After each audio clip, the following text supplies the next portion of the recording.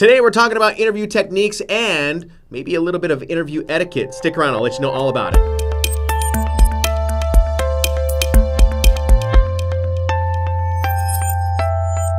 Hey, what's going on, guys? It's the Shan Man, radio broadcaster, podcaster, and podcast producer, and thank you so much for watching this week's video. Today I want to talk to you about interview techniques and a little bit of interview etiquette. I just recently interviewed some members of a band called Of Mice and Men, and it was for one of our radio station festivals here in the Valley of the Sun, Phoenix, Arizona. And I just got done talking with someone just a couple of days ago about that interview, and they said, oh yeah, I loved that interview because it was really kind of off the cuff, and we didn't really know what was going to be happening during that interview because I did my research on the band, but there was so much more that I wanted to ask them, just beyond just like how's the tour and how's the new album and what's it like being in a band. There was so much more that I wanted to learn about the band Of Mice and Men. So when it came down to it, I did my research on the band. I saw they had a brand new video up on their YouTube channel, and I watched it. I did the research, and I really kind of dug in a little bit on that video. And when it came to interview time, I had 10 minutes to talk to those guys, and we talked about that documentary that they put on their YouTube channel, and that really kind of consumed the entire interview length of what we were looking for as far as radio station content was concerned. Now, what about you when it comes down to you and your podcast? I understand that you're going to be doing something that's maybe more about 1 hour, maybe it's 40 minutes, could be 30 minutes, I don't know what it is, and you're trying to fill that time with the right questions, with questions that are really going to invoke more thought, or maybe one of those questions where it is something that might go viral later on down the line. How do you get to that point? Now, I want to talk to you about two main pieces of today's video that are going to be crucial for you to make a really great interview, like a good interview, really great, all right? The first step is, and I've already talked about it, is do your research on your topic, do your research on your guest, all right? So you have to go in and you need to look at your guest's social profiles. You need to look at any of the blogs that they have written. You need to look at any of any other pieces of content that they have put out there. I know this seems like a no-brainer, but you wouldn't believe how many podcasters out there do not do their research on their guest or their topic. And that's what makes for a very bland and just boring interview altogether. You want to be able to ask those questions that are going to invoke thought, and you want to ask the questions that your audience who is listening, they're asking the question saying, I wonder if Shannon is going to ask the question about the band members, switching up the lineup and kicking a member out of the band, if that was something that maybe, had not been brought up yet, all right? So you have to ask and think about genuine questions that you want to ask and that your audience wants to ask. But it's all based around the research that you're doing online, and the questions that you're asking are really going to be based off of that content.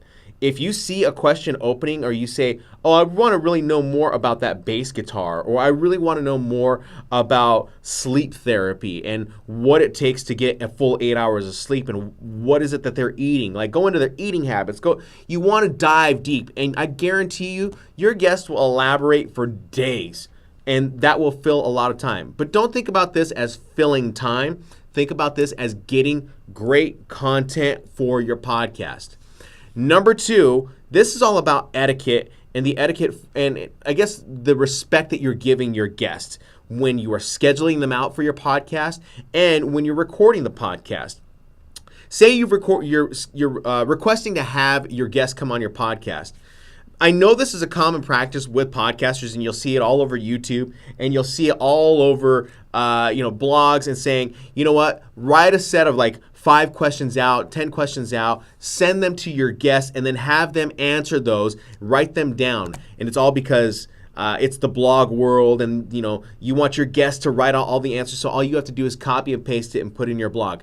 Don't do that. That takes time for your guest, and it's very disrespectful towards your guest because they have just as busy of a life as you do. So it's going to be really kind of on you to do that research. You can really show them the questions, but I would recommend that you don't show them the questions because you want to keep the conversation as organic as possible. And as long as you're keeping the conversation organic as possible, that's where you're going to start getting the real gold for your interviews, all right? This is all about being a human and being really super transparent in your interviews. That's how people really start to like you as a podcast personality. And of course, the third step that I want to talk to you about, or the third thing I want to talk to you about, is when you're scheduling out your guests, don't try and schedule out using email. This is really more about like keeping yourself sane over the scheduling process. A lot of podcasters that are out there still don't know that you can use software like ScheduleOnce or Calendly, and I'll leave the links down below for those websites where it's scheduling software where your guests can go to your calendar that you've connected to your Google Calendar or your Outlook calendar, and they can see your schedule and they can schedule something out that will coordinate with you. It makes it so much easier on you down the end of the road when it comes time for the interview and you're like, oh, great, I have an interview today. I know what's going on. Just think of it as like having your own personal secretary to take your schedule down, and it's all ready to go. I mean, it makes it so simple. So I recommend that you use ScheduleOnce or Calendly to get really ahead of the game in terms of scheduling out your podcast guests. If you like this video, go ahead, leave it a comment down below. Tell me how you schedule out your guests or what difficulties you've had scheduling out your guests. And also, what kind of research have you been doing for your podcast? Have you been sending the questions off to your guests? I'd love to know. And has it proven to be something that's been really useful for you? I honestly love your feedback down in the comments down below, and I do get back to them as soon as possible. And of course, if you're just jumping onto this video for the very first time, be sure to go ahead and subscribe to my channel. And if you're trying to start your own podcast, down in the links or the description down below, I have a link for how to start your own podcast. It's a quick start guide that can get you started and gives you the basic tips and equipment ideas that you can use to starting your podcast. So in the meantime, I hope you enjoyed the video. Leave it a thumbs up. That's a big thing. Leave a thumbs up, and I'll see you next week. See ya.